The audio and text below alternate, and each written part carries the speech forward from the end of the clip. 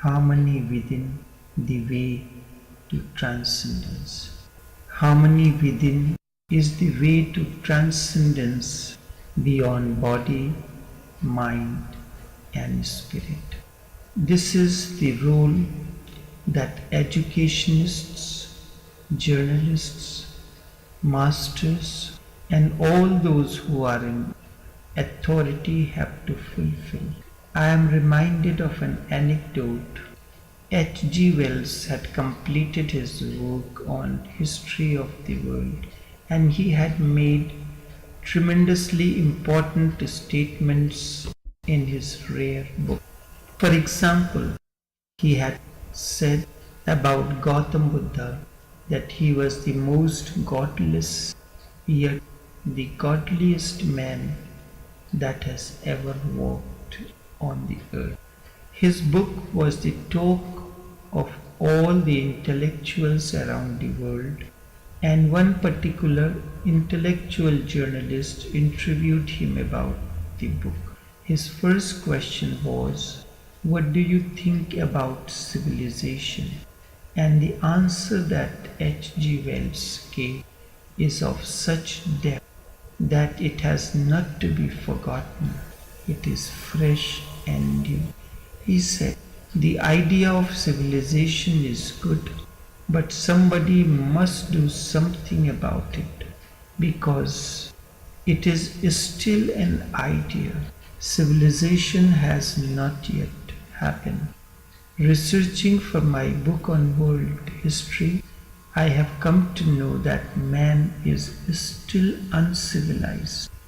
The idea of civilization is good, but somebody must do something about it because still it is an idea. Civilization has not happened. Researching for my book on the world history, I have come to know that man is still uncivilized. This was the answer of H.G. Wells. And one of the reasons man is still uncivilized is the division between mind, body, and spirit. This division has been preached by all the religions of the world.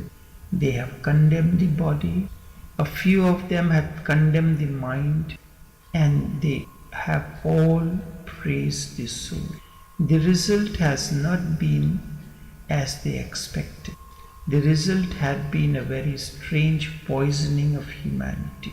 People have not dropped their bodies. You cannot, because it is the essential prerequisite for continuation of the journey. You cannot drop the mind. Mind is in between the body and the spirit. They have not dropped their minds, and instead they have become guilty about their body and the mind. They have lost self-respect, touch with the wisdom of their own body, and they have lost the mastery of their own mind. And the reality is that unless all three, the body, the mind, and the spirit or being, work in harmony with one another, work in togetherness, man cannot attain to his totality. Man is not whole. One who is not whole, he is not holy either. These three, the body, the mind, and the spirit, has to work as an organic unity. My basic approach is not to be against the body or the mind. I am all for a unity, a symphony, a synchronicity amongst these three spheres, these three aspects. And a man will be fulfilled only when all three are functioning in total harmony. In the East, the body has been so much condemned that the ultimate result is poverty. No science, no technology, a poor, hungry body is starved, condemned, and neglected. And in the West, the result has been a healthy body, an evolved technology, richer literature, art, all for the nourishment of the mind, but a poor soul. It remains, and the poor soul remains almost non-existential. It is a strange tragedy. The West is suffering from a poor soul, and the East is suffering from a poor body and a poor mind. For a new man, the old conditioning has to be dropped. The conditioning of the East and that of the West. Drop all antagonism against the body or the mind. Drop all antagonism either of the spiritual or of the materialist. Accept the realistic approach that existence is both matter on the outside and spirit on the inside. And in between these two is the mind that bridges the body and the soul. In a miniature form, the same is true about every human being. The new man will emerge out of this unity.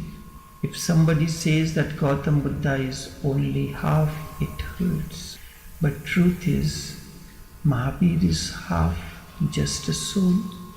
He was anti-life, so is Zorba against spirituality. So all are the scientists, even the greatest like Albert Einstein, who cannot conceive the possibility that there is an inner existence of consciousness. Albert Einstein is half. That is the tragedy of the West. Buddha is half. That is the tragedy of the East. And the work for the future is to bring them together, the Buddha and the Einstein, this body and the soul. And in the process of bringing body and the soul together, mind is the bridge. Osho has been using one expression, and that is Zorba the Buddha. I agree with him totally. That is my understanding of the new man. The body has to be enjoyed as much as your soul. Matter has its own beauty. Body has its own wisdom, its own understanding. Matter has its own beauty and power. Just as consciousness has its own world, its silence, peace and ecstasy. And between the two is the area of the mind, something of the matter and something of the spirit. The poet is just in the middle between the materialist and the spiritualist. His poetry touches both extremes. I would like all 3 points, the 2 extremes and the middle, to become one unity. A man who rejoices in his body and its wisdom, a man who uses his mind as a significant mechanism that evolution has brought, and a man who does not stop at mind, instead goes on searching something which is beyond the mind, into the realms of the divineness, is indeed my work.